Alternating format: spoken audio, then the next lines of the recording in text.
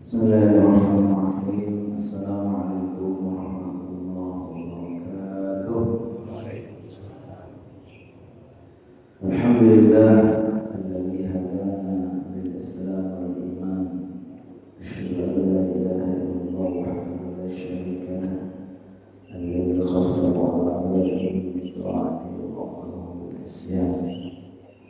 Allahumma shalli wa sallim wa barik wa an'im ala man unzila 'alaihi al-Qur'an sayyidina Muhammad wa ala alihi wa ashabihi wa ashabihi wa junudi ahli sidqi wal ihsan.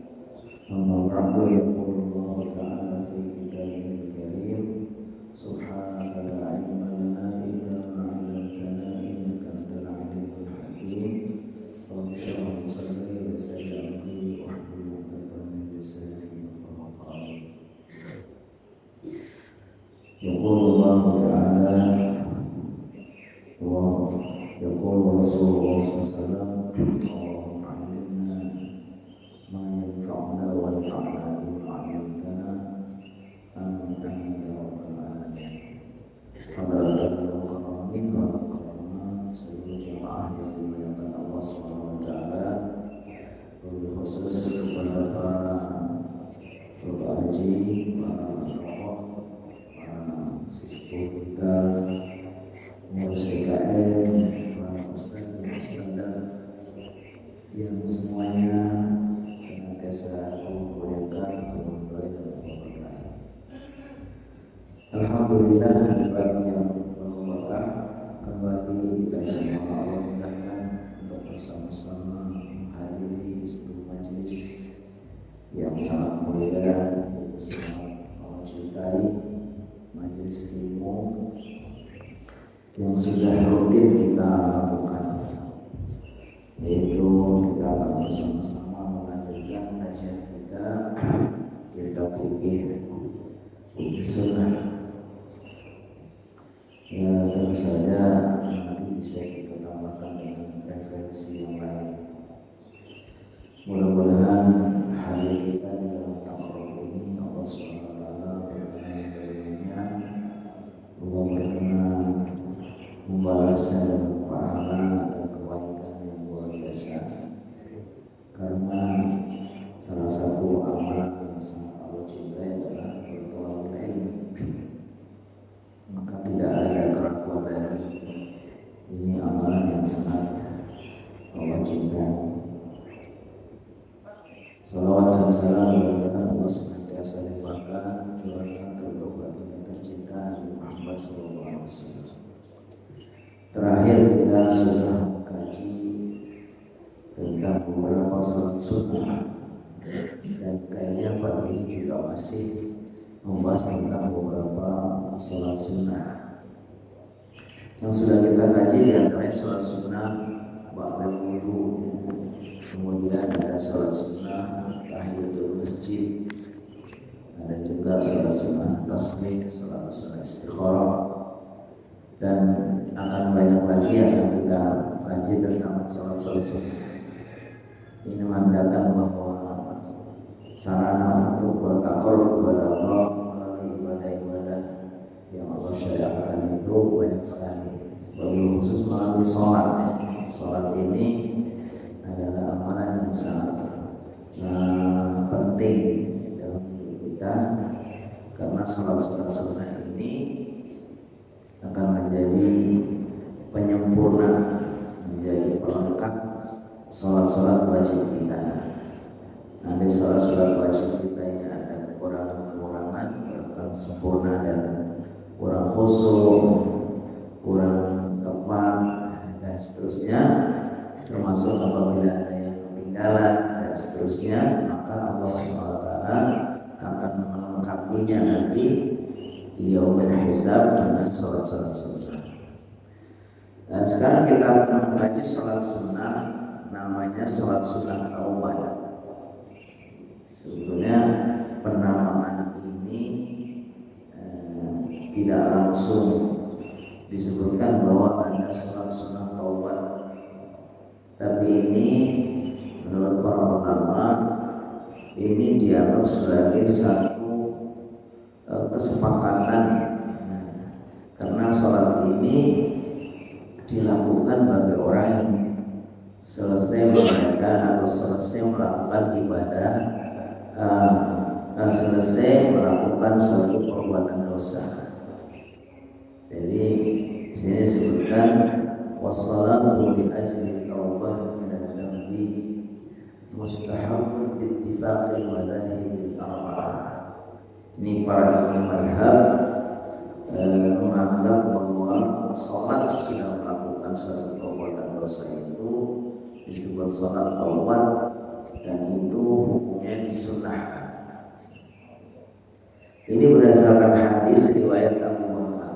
Jadi Abu Bakar radhiyallahu anhu ini beliau ada beberapa hadis juga yang walaupun tidak banyak, tidak terkenal, tapi beliau juga meriwayatkan hadis. Jadi beliau sendiri yang mendengar Rasulullah SAW bersabda, "Ma min rajulin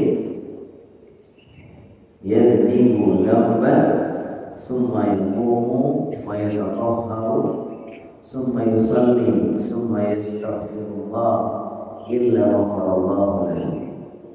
Jadi bunyi hadisnya, "Ma min rajulin," tidak ada seseorang, yudnibu yang berbuat dosa, dan suatu dosa, summa yaqumu kemudian dia bangun, fayatatahhar kemudian berwudu atau bersuci, summa yusalli kemudian dia salat, summa yastaghfirullah kemudian beristighfar kepada Allah, illa ghafarallahu, kecuali Allah akan mengampuninya.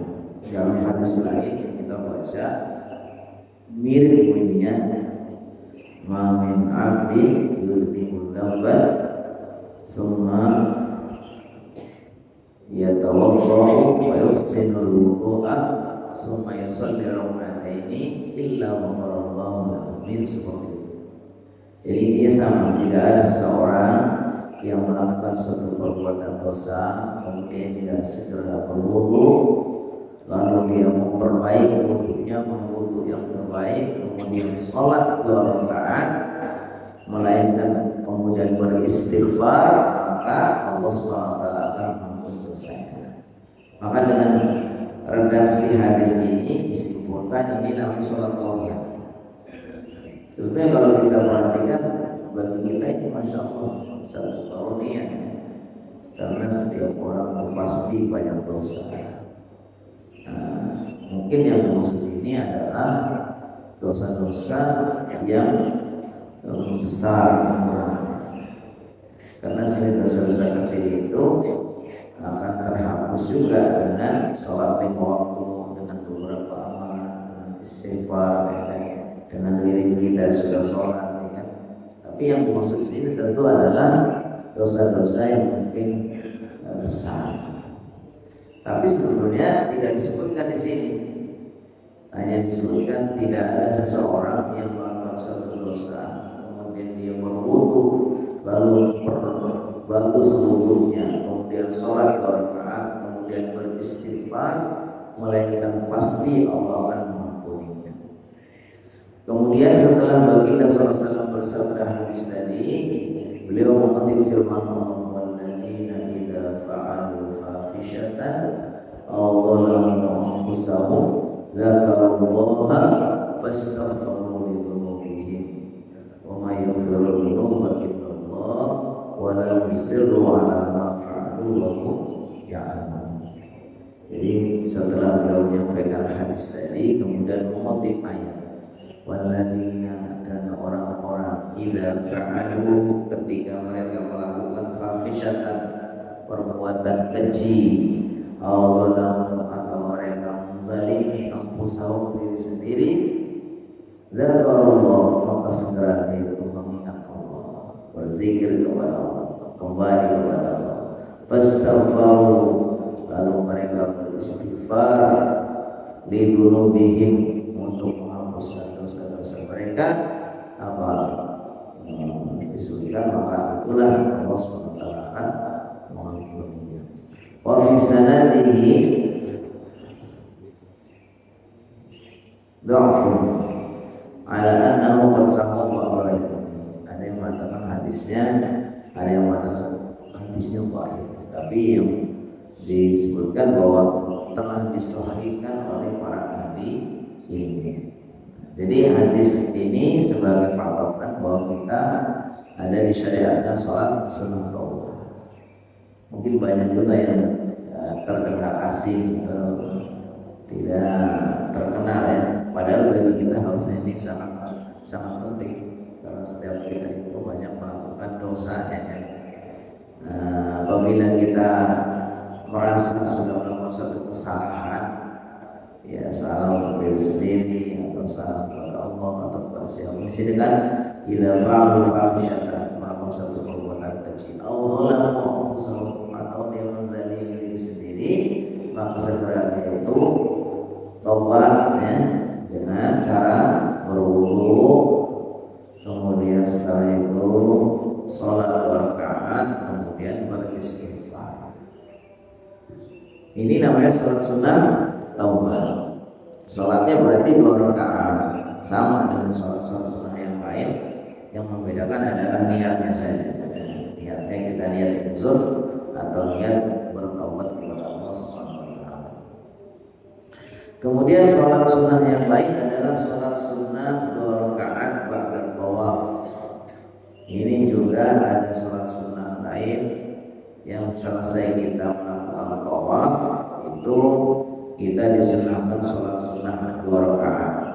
Ya berarti niatnya sholat sunnah setelah tawaf dalam hati. Yustahabu 'indal jumhur, menurut mayoritas para ulama, wa yajibu 'indal Hanafiyah, bahkan menurut mazhab Hanafi itu hukumnya wajib an yusalli raka'ataini ba'da tawaf khalfa maqam Ibrahim. Disunahkan sholat sunnah 2 rakaat di belakang maqam Ibrahim. Itu sholat sunnah setelah tawaf di belakang maqam Ibrahim. Yuqra'u fihima ba'da al-Fatihah qul ya ayyuhal kafirun wa qul huwallahu ahad. Disunahkan di dalam sholat sunnah ba'da tawaf ini rakaat pertama membaca surat Al-Kafirun dan kemudian rakaat keduanya nanti membaca surat Al-Ikhlas. Ini terkenal ya. Jadi ada sholat sunnah ba'da tawaf yang dilakukan setelah kita tawaf ya. Selesai tawaf kita kemudian melakukan sholat sunnah. Cari tempat posisinya di belakang maqam Ibrahim.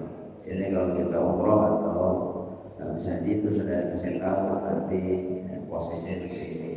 Sebenarnya di maqam Ibrahim itu ya karena padat banyak orang yang tak mesti harus pas banget di belakangnya, asalkan posisinya itu kita ada di belakangnya. Buat kalau orang berjamaah ini jangan sampai mengedepankan atau sampai di depannya maqam Ibrahim.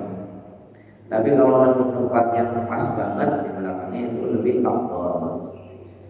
Nah, di sini disebutkan sholat sunnah 2 rakaat dibaca di dalam rakaat pertama surat Al-Kafirun ya setelah Fatihah, kemudian rakaat kedua membaca surat Al-Ikhlas. Nah, 2 rakaat ini disebutkan itu dilakukan kapan saja sesudah tawaf. Tidak ada berlaku waktu makruh atau waktu haram ya kan. Jadi kalau kita dalam keseharian kan ada waktu yang tidak boleh sholat sunnah kayak sholat subuh nunggu sampai syuruk gitu kan, sholat asar nunggu sampai maghrib ya kan. Tapi kalau untuk di area Masjidil Haram ketika kita tawaf maka ya kapan saja kita tawaf. Tawafnya habis subuh ya sudah selesai itu langsung kita salat sunnah pada tawaf 2 rakaat di belakang tawaf. Pokoknya tawafnya habis asar ya tetap nggak ada istilah larangan karena itu waktunya waktu kalau di dalam normalnya adalah waktu larangan. Disebutkan berdasarkan hadis ini waktunya kapan saja. Nabi SAW bahwasanya Nabi Muhammad SAW bersabda ya bani abdi manaf la tamna'u ahadan tawafa bihadzal bait wa shalla ayyata sa'atin sya'a min lailin aw nahar. Nah, ini dalilnya Nabi Muhammad SAW pernah berpesan kepada Bani Abdi Manaf, itu orang yang waktu itu mungkin bertanggung jawab untuk menjadi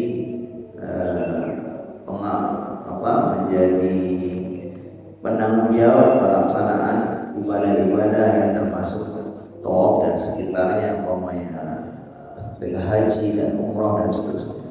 Nabi Muhammad bersabda, ya Bani Abdi Manaf, wahai keturunan Abdi Manaf, maksudnya adalah keturunan Nabi Muhammad SAW, la tamna'u ahadan, janganlah kalian melarang seseorang tawafa bihadzal bait, bertawaf di Baitullah ini, wa shalla ayata sa'ati, dan melarang sholat kapan saja, sya'a, yaitu yang dia suka, min lailin aw nahar, artinya tidak ada istilah untuk bertawaf itu waktu-waktu makruh, waktu-waktu haram, kapan saja silakan, malam atau siang silakan. Karena tidak ada larangan tawaf dan juga tidak ada larangan sholat, ya maka berarti kita melakukan tawaf dan sholat ba'da tawaf itu kapan saja. Ini salah satu keistimewaan khusus ya, karena memang untuk mendapatkan kesempatan sholat, mendapatkan tawaf dan sholat di area Masjidil Haram itu juga tidak mudah ya, apalagi zaman sekarang karena sudah semakin dibatasi ini kan, terlalu banyak orang yang tawaf karena baik umroh atau yang lain, maka akhirnya sekarang juga aturannya nggak boleh orang itu sholat di sekitar Ka'bah. Iya, tidak boleh berada di sekitar Ka'bah kecuali dengan memakai pakaian ihram, ya kan. Jadi yang boleh ada orang yang sedang melakukan umroh, ya kan. Kalau yang mau sehari-hari itu tidak boleh ya, kecuali kita mengambil bukan di sekitar Ka'bahnya, tapi sudah di area yang lebih jauh ya, mengelilingi yang lebih jauh, di lingkaran yang lebih jauh. Ada lagi sholat sunnah, namanya sholat sunnah kusuf dan juga sholat sunnah khusuf. Jadi ada istilah kusuf, itu adalah gerhana matahari, ada istilah khusuf, yaitu gerhana bulan. Al-kusuf huwa dhihabu dawi ahadin nayrain asy-syamsu wal qamar aw ba'duhu aw taghayyara ila sawad wal khusuf muradifun lahu. Disebutkan ada istilah kusuf pakai kaf, kusuf, ada istilah khusuf pakai kha. Itu artinya sama, yaitu dhihabu dawi ahadin nayrain, yaitu hilangnya cahaya dua yang menerangi, itu maksudnya cahaya dari matahari dan bulan. Jadi istilah kusuf itu adalah secara bahasa berarti hilangnya cahaya matahari atau bulan, atau hilang sebagian, artinya tidak total, tidak gelap banget, masih ada cahaya mulai separuh, ya kan. Karena ada gerhana yang habis total, ada yang tidak, ya kan. Di sini disebutkan wal khusuf muradifun lahu, sedangkan khusuf pakai kha itu muradif, ya sinonim, sama. Jadi orang Arab bisa menyebutnya khusuf untuk matahari, khusuf untuk gerhana bulan. Tapi kata-kata khusuf dan khusuf itu sebetulnya punya arti yang sama, yaitu hilangnya cahaya, baik cahaya matahari atau cahaya bulan. Wa qila al-khusuf lis-syamsi wal khusuf lil-qamar wa huwa al-ashhar fil lughah. Yang lebih kuat khusuf untuk matahari, khusuf untuk bulan, dan itulah yang lebih dikenal dalam bahasa Arab. Wa salatul khusuf salatun tu'adda bi kaifiyatin makhsusah inda dhulmihi ahadinna inda dhulmati ahadin nayraini aw waqtihima. Jadi salat gerhana tadi, baik gerhana bulan maupun gerhana matahari, adalah salatun, satu salat tu'adda yang dilakukan bi kaifiyatin makhsusah, dengan cara yang khusus. Jadi memang tidak seperti salat-salat sunnah yang lain. Kalau tadi kita bicara salat sunnah taubat, salat sunnah ba'dal wudu, salat sunnah apalagi namanya rawatib, ini semuanya hampir sama ya. Dan memang salat itu asalnya sama ya. Hanya jumlah rakaatnya yang biasanya membedakan. Tapi kalau untuk salat gerhana ini dengan cara yang khusus, kan? Yang sudah pernah melakukan mesti dia ingat ya. Jadi nanti ada sholat itu rakaatnya 4 ya kan? Tapi itu sujudnya itu 2. Jadi setelah dia membaca Al-Fatihah, terus membaca surat, terus rukuk, terus iktidal. Setelah iktidal membaca Fatihah lagi, kemudian surat lagi, kemudian baru rukuk, terus kemudian sujud sebagai dasar 1, 2, bangun lagi seperti itu. Bangun membaca Al-Fatihah, kemudian surat, terus rukuk. Habis rukuk sami Allah iktidal, terus tidak sujud tapi membaca Al-Fatihah lagi, kemudian surat lagi, baru kemudian rukuk, sujud dan duduk. Zahaba jumhur ahli ilmi ila anna salati kusufi syamsi sunnatun muakkadah. Yang menurut jumhur ulama para ahli ilmu berpendapat bahwa salat sunat gerhana itu salat sunnah. Disebutkan banyak waqtalafu fi hukmi salatil khusuf al-qamar ala qaulain. Hanya saja di sini disebutkan kalau salat gerhana matahari ini sudah disepakati itu betul-betul sebagai salat sunnah muakkadah. Tapi salat gerhana bulan ini ada yang berbeda pendapat. Pertimbangannya apa? Pertimbangannya kalau sholat gerhana matahari itu relatif lebih mudah dilakukan karena di siang harinya, apalagi kalau gerhananya tidak total ya, masih terang ya. Tapi kalau gerhana bulan di sini ada yang mengatakan dibagi 2 hukumnya. Yang hukum pertama mengatakan itu sunnah muakkadah dan dilakukan secara berjamaah sebagaimana sholat gerhana matahari. Yang kedua dikatakan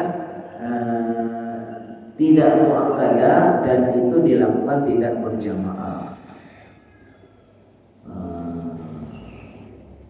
Jadi ini terjadi perbedaan. Tapi yang lebih kuat itu sebetulnya sama ya, baik gerhana matahari maupun gerhana bulan, intinya itu merupakan sholat sunnah yang cara melakukannya juga sama ya. Hanya saja di sini ada perbedaan pendapat dengan pertimbangan ini kalau mazhab Abu Hanifah dan mazhab Malik. Di situ kenapa beda hukumnya sholat gerhana bulan tidak seperti gerhana matahari? Ternyata di sini liwujudil masyaqqah fil laili ghaliban, karena akan adanya kesulitan umumnya kalau sholat gerhana bulan karena dilakukan di malam hari. Nah, ini wal arjah li amrihi bisalah lahuma min ghairi tafriqin. Tetapi yang lebih kuat pendapat ini tidak ada perbedaan antara disunnahkannya sholat gerhana matahari sebagaimana disunnahkannya gerhana bulan. Nah, ini berdasarkan hadis Al-Mughirah an Nabi sallallahu alaihi wasallam. Jadi suatu hari Nabi Muhammad sallallahu alaihi wasallam bersabda, "Inna syamsa wal qamara ayatan min ayatillah." Sesungguhnya matahari dan rembulan ayatan min ayatillah, merupakan tanda-tanda keagungan Allah.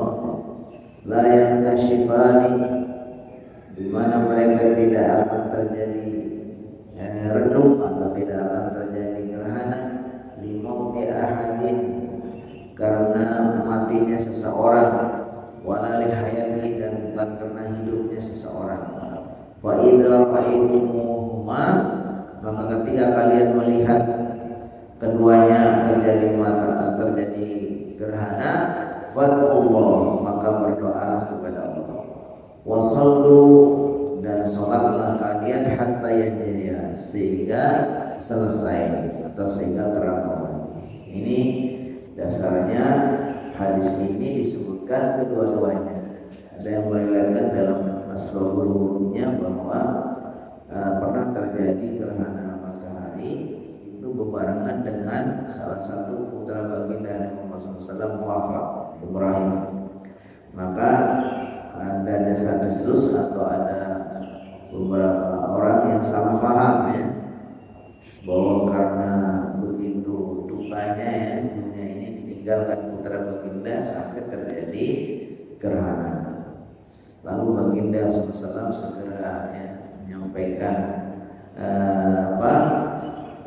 hadis atau menyampaikan klarifikasi bahwa itu tidak benar. Beliau mengatakan inna syamsa wal qamara, sesungguhnya matahari dan bulan itu adalah merupakan tanda-tanda dari sekian banyak tanda-tanda keagungan Allah yang tidak redup atau tidak gerhana karena matinya seseorang atau hidupnya seseorang. Oleh karena itu ketika terjadi gerhana, hendaknya kalian berdoa dan sholat dan seterusnya. Ada dalam hadis lain berzikir dan seterusnya. Kemudian ada hadis juga, anna Nabi sallallahu alaihi wasallam shalla li khusufil qamar. Adalah Nabi Muhammad SAW juga diriwayatkan melakukan sholat karena gerhana bulan. Nah, dalam hadis yang lain, annahu shalla bi ahli Basrah fi khusufil qamar rak'atain. Sungguhnya baginda sallallahu alaihi wasallam pernah juga melakukan sholat gerhana bulan dengan ahli Basrah 2 rakaat. Kemudian sahabat mengatakan, di sini Ibnu Abbas mengatakan, inna masallaitu li anni ra'aitu Rasulullah sallallahu alaihi wasallam. Ya, saya melakukan sholat gerhana ini karena saya melihat baginda sallallahu alaihi wasallam melakukan sholat gerhana. Ini dasarnya begitu kuat ya. Jadi kita disunahkan untuk melakukan sholat sunnah gerhana. Kemudian kapan kita melakukan sholat gerhana? Di sini disebutkan waktunya, waktu sholatil khusyuk min dhuhuril khusyuk ila hini zawal. Jadi sejak dimulainya terjadi gerhana, jadi kalau mau gerhana total, sejak sudah ada tanda-tanda yang sudah mulai terjadi, maka itu sudah disunahkan, sudah dibolehkan melakukan sholat gerhana ila hini zawal, sampai nanti selesai. Selagi masih ada gerhana, berarti itu masih disunahkan sholat sunnahnya, ya kan? Tapi kalau belum mulai atau sudah selesai waktunya, disunahkan, sudah kelewat waktunya. Berdasarkan tadi hadisnya, fa idza ra'aitumuhuma fad'ullaha wa shallu hatta yanjali. Ketika kalian melihat gerhana, fad'ullah, maka berdoalah kepada Allah, wa shallu, dan salatlah hatta yanjaliya, sampai tersingkap kembali atau sampai selesai. Fawatuha, sedangkan selesainya waktu salat gerhana, tafutu salatu kusyufis syamsi bi ahadi amrayn. Kalau gerhana matahari itu Di sini selesainya itu dengan dua tanda. Yang pertama injilau jami'iha, sampai terbukanya semuanya. Fa in jala ba'daha jaza asyuruq fi salati lil baqi. Kalau masih ada sisa-sisa gerhananya, maksudnya belum selesai, maka masih dibolehkan. Yang kedua hurubuha kasyifah, itu dengan selesainya atau terbenamnya matahari dalam keadaan jadi hurubuha kasyifah, atau dengan selesainya atau dengan terbenamnya matahari. Pokoknya kita yakin bahwa sholat gerhana itu masih terjadi, tapi sudah keburu kedatangan malam, maka juga sudah selesai waktunya. Jadi dengan berakhirnya itu dengan berakhirnya gerhana, atau walaupun masih terjadi gerhana tapi karena segera terbenam, itu juga berakhir itu untuk gerhana matahari. Sedangkan gerhana bulan ini juga ditandai dengan berakhirnya sholat gerhana bulan, itu juga ditandai dengan dua hal. Yang pertama al-injila'ul kamil, ya, tersingkapnya secara sempurna, maksudnya betul-betul sudah selesai. Yang kedua tulu'u syamsi, dengan terbitnya matahari. Jadi tadi ya, intinya kesimpulannya kalau gerhana matahari itu berakhir waktunya itu ketika sudah selesai gerhananya, sudah betul-betul utuh lagi cerah seperti biasa, maka berarti tidak lagi disunahkan untuk sholat gerhana matahari. Atau walaupun masih belum selesai tapi keburu dia terbenam, nah itu kalau gerhana matahari. Kalau gerhana bulan itu berakhirnya dengan sama dengan bulan itu betul-betul sudah selesai gerhana. Bagaimana kalau bulannya itu bukan bulan purnama ya, karena masih sebagian saja ya, purnama itu kan juga pokoknya tanggal sekian memang belum utuh ya. Tapi ketika kita lihat bahwa itu sudah tidak ada lagi terjadi gerhana, berarti sudah selesai. Kemudian berakhir juga ketika masih ada gerhana, masih terjadi gerhana tapi keburu terbit matahari, maka ini juga sudah berakhir. Di sini ada beberapa hal yang harus kita lakukan ketika terjadi gerhana. Yang pertama adalah disunahkan untuk al-ikthar min dzikri wal istighfar wat takbir was shadaqah wa sairil qurbi. Di sini disunahkan nomor satu, banyak beristighfar, banyak berzikir, banyak bertakbir, banyak bersedekah, dan berbagai macam takarrub, karena ini melambangkan bahwa ini adalah satu peristiwa alamnya, peristiwa ayat-ayat Allah SWT untuk mengingatkan kita agar kita banyak kembali kepada Allah dengan cara tadi, banyak beristighfar, berzikir, takbir, sedekah. Yang kedua al-khuruj lis-sholati jama'atan fil masjid. Yang kedua disunahkan untuk keluar melakukan sholat berjamaah di masjid.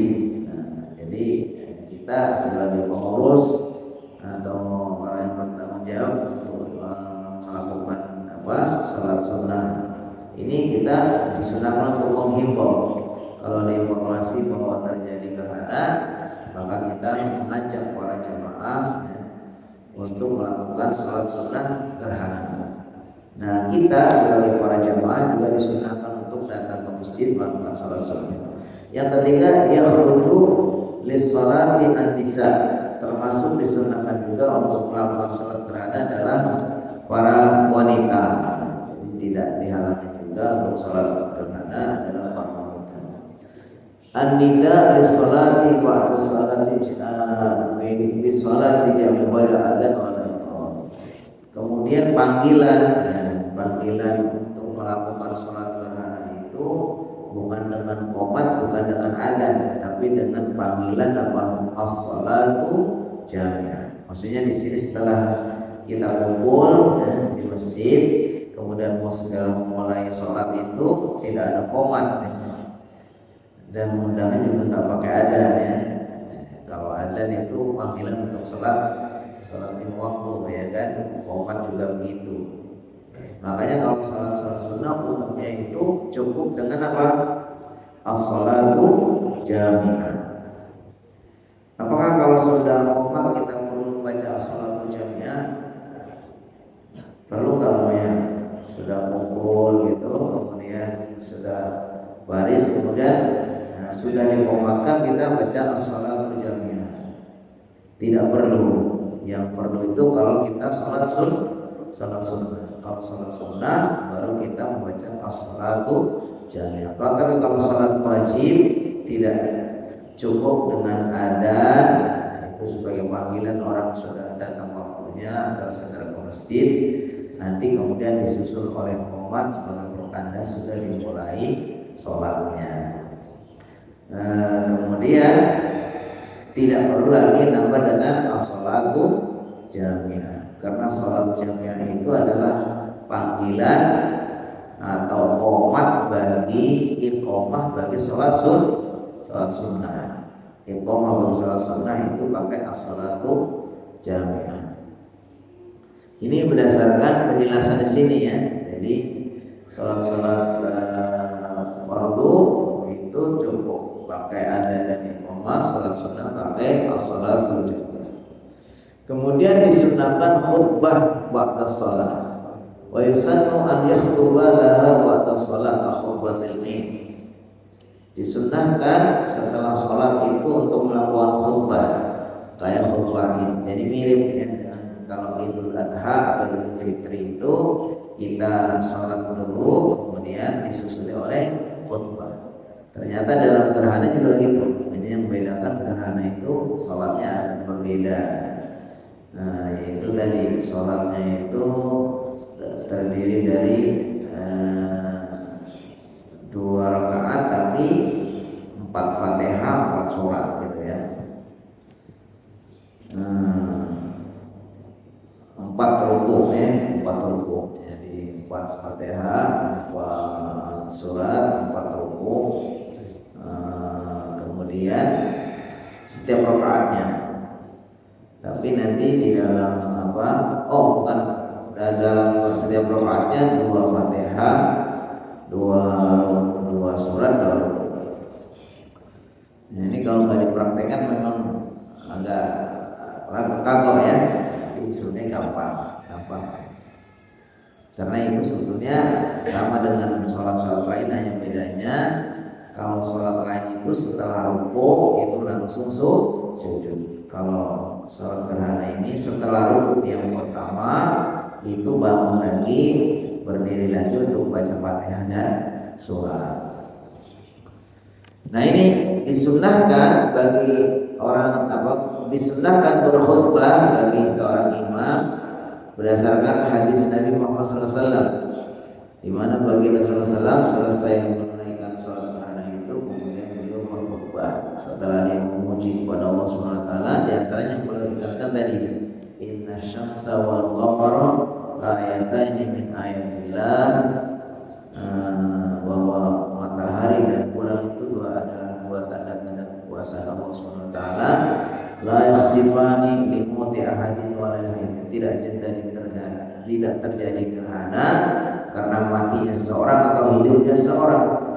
Maka ketika kalian melihatnya maka berdoalah dan bertakbirlah dan sholatlah dan bersedekahlah. Nah, ini kita sudah panjang ya. Ini ada ringkasannya bagaimana cara sholat gerhana. Pertama disebutkan di sini annaha raka'atani, yaitu sholat gerhana itu terdiri dari 2 rakaat.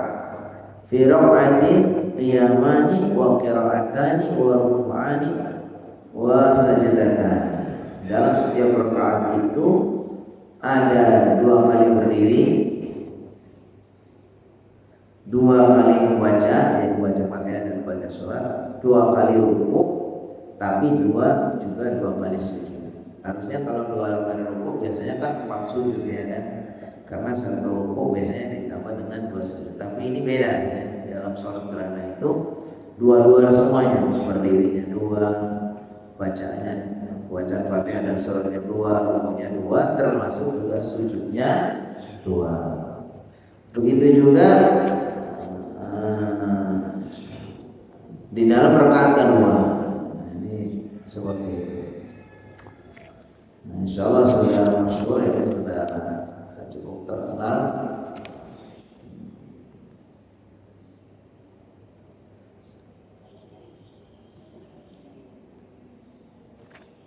Nah, kita cukupkan, insya Allah nanti yang akan datang kita. Oh, ini ada pertanyaan sedikit. Hal yujharu bil qiraati fiha aw sirru? Apakah di dalam sholat gerhana dijaharkan bacaannya atau disirkan? Kalau dijaharkan itu bacanya keras, kalau sir itu artinya lirih. As-sunnatu an yujhara bil qiraah fi sholatihi. Yang lebih kuat yaitu disunnahkan untuk menjaharkan di dalam sholat gerhana. Dikatakan hadis dari Bunda Aisyah, jahara Nabi SAW fi salatul khusuf wa qiraatihi. Nah, adalah Nabi Muhammad SAW menjaharkan di dalam sholat khusuf. Jadi ini berdasarkan hadis ini maka disunnahkan untuk menjaharkan. Walaupun jumhur mengatakan kalau sholat gerhana bulan baru dijahar, tetapi sholat gerhana matahari itu disirkan.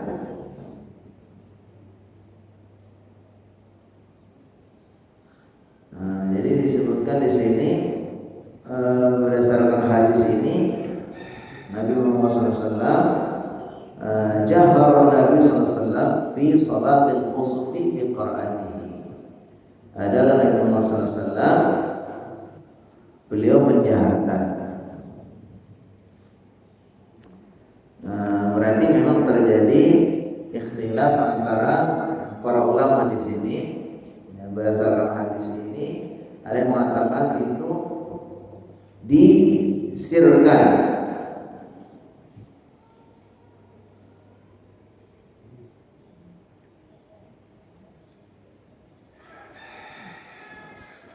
Wa qala al-jumhur la yujharu illa fi khusufil qamar wa amma fi kusufis syamsi fala. Ini terjadi ikhtilaf karena ada hadis yang berbeda. Hadis yang diriwayatkan oleh Bunda Aisyah dari hadis yang diriwayatkan oleh Ibnu Abbas. Coba saya baca secara lengkap saja. Hadis Aisyah qalat, Ibnu Aisyah mengatakan berkata, jahar Nabi SAW, Nabi Muhammad SAW menjahar fi salatil khusuf bi qiraatihi, dalam salat khusuf ya. Ini kalau di awal khusuf dan khusuf tidak dibedakan ya, tapi di sini bunyinya khusuf. Fa idza faragha min qiraatihi kabbara wa raka'a. Setelah beliau membaca bacaannya kemudian bertakbir dan rukuk. Fa idza rafa'a min raf'ah qala sami'allahu liman hamidah rabbana wa summa yu'awidul qira' fi qiraatil khusuf. Kemudian beliau juga mengulangi bacaan dalam sholat khusuf arba rakaatin. Jadi kalau di hadis ini disebutkan adalah terjadi jahar. Kemudian lakin hadza la yalzam minhu adamul jahr. Wa yahtamilu annahu sami'a suara qadaran bin ahwil qira'ah atau kana fi makan yusalli. Tapi disebutkan dalam hadis yang lain bahwa tidak harus berjahar. Yang lebih kuat ini kalau dalam buku fikih itu memang disesuaikan dengan waktu. Umumnya kalau dia gerhana matahari, di mana gerhana matahari itu siang hari, itu disamakan dengan sholat apa? Sholat zuhur atau sholat asar, yaitu dibaca sir. Sedangkan gerhana bulan itu di malam hari itu disesuaikan dengan sholat maghrib, sholat isya, dan sholat subuh. Tapi ini memang terjadi ikhtilaf ya. Kita boleh jahar, boleh sir. Wallahu a'lam bishawab. Ini yang bisa kita kaji terkait dengan sholat gerhana matahari bulan, kemudian sholat taubah dan sholat 2 rakaat setelah tawaf. Insyaallah pada pertemuan berikutnya kita akan membahas sholat sunnah yang lain, masih bab tentang sholat sunnah. Mudah-mudahan Allah masih berkesempatan bertemu kembali pada kajian sesudahnya atau kajian yang akan datang. Wallahu a'lam bishawab. Saya kembalikan kepada MC apabila ada yang mau disampaikan, oleh tafadhal masykuran.